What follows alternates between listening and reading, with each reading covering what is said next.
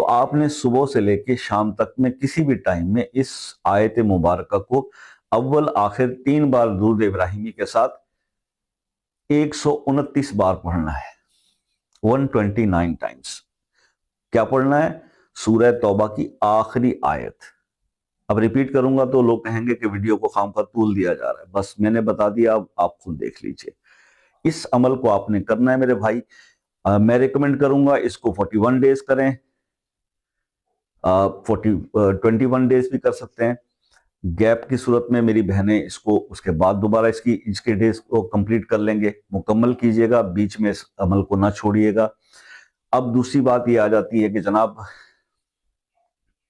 احتیاط، نماز 5 وقت، گناہوں سے توبہ، رزق حلال کی کوشش، نگاہوں کو گناہوں سے بچانا، تنہائی کو پاک کر لیں۔ اگر یہ سب کر لیں نا میرے بھائی،